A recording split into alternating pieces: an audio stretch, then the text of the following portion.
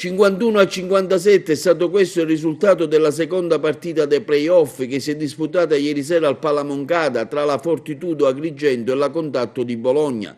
La squadra di Ciani non è riuscita però a superare quella del coach Matteo Bonicciolli, che questa volta ha fatto tesoro della sconfitta della prima gara, chiudendosi in difesa e lasciando pochi spazi ai bravi giocatori agrigentini che malgrado tutto hanno disputato una partita a livello della serata, ma che sono stati anche un po' sfortunati nei tiri dei canestri da 3 punti. Marco Evangelisti e Alessandro Piazza sono stati definiti 2 eroi dal coach della Fortitudo Bologna in conferenza stampa al termine della gara. Hanno infatti tra l'altro, oltre a un buon gioco, realizzato ben 16 e 15 punti ciascuno. Il punteggio però ha visto sempre la Contatto Bologna in testa per tutta la partita. Nella squadra avversaria si è distinto particolarmente Stefano Mancinelli, un aggiunto preso dalla squadra bolognese solo per i playoff e rinforzarsi ulteriormente. Solo lui ha realizzato ben 17 canestri. Tutto ora è rinviato a Bologna, dove si disputeranno altri 2 incontri e in caso di ulteriore parità nei risultati la quinta e ultima gara verrà disputata al Palamoncada, certi anche nel tifo del pubblico locale che ieri sera si è fatto molto sentire. C'è allora un'analisi di questa sconfitta? Sicuramente c'era da aspettarsi questo tipo di partita, ne eravamo consapevoli, l'avevamo anche detto già appena finita gara 1. Si è innalzato il livello agonistico delle difese, la pressione, l'intensità, non soltanto quella di Bologna, che aveva anche la necessità di riassestare la serie e di non andare sotto 2-0, ma credo che il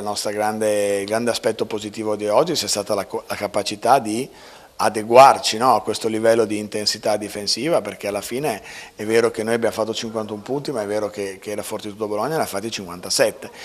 il che vuol dire che siamo stati capaci di giocare allo stesso livello quella che è la loro pallacanestro, e questo ci conforta particolarmente. È chiaro che poi l'episodio, un tiro che entra, un tiro che esce, quando si segnano complessivamente 5 tiri da 3 su 31 fra una squadra e l'altra, significa che una bomba tipo quella di Mancinelli aveva un peso in quel momento straordinario, e purtroppo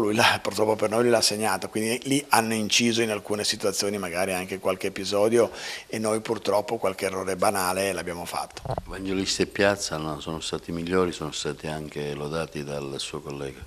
Ma sicuramente hanno fatto una partita straordinaria dal punto di vista dell'impegno, proprio anche dell'impegno fisico, perché con i problemi che hanno avuto durante la partita, durante il riscaldamento, sia Buford che Zugno, oggi gli abbiamo dovuto un po' diciamo, tirare il collo, chiedergli di fare del super lavoro in una partita con questa intensità. Adesso dobbiamo sperare che recuperino fisicamente, perché chiaramente il dispendio di oggi è stato notevole, hanno sempre avuto atteggiamento giusto, intensità giusta, si sono assunti le loro responsabilità, quindi sicuramente hanno fatto una buonissima partita. Ecco, con quale spirito, con quale approccio si andrà ora a Bologna a fare le 2 gare? Sappiamo quello che è il Paladozza, sappiamo che ci sarà un grandissimo clima, ci sarà un grandissimo entusiasmo, che tutti penseranno che ci eliminano 3-1 con facilità. Il nostro obiettivo invece è rimanere focalizzati sul fatto che una partita vinta lì li riporta qui per gara 5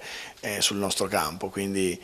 dobbiamo proprio avere questa visione un po' più ampia che esula dal singolo evento, dalla singola partita, e più allunghiamo la serie più significa avere la possibilità di venirci a giocare la bella qui.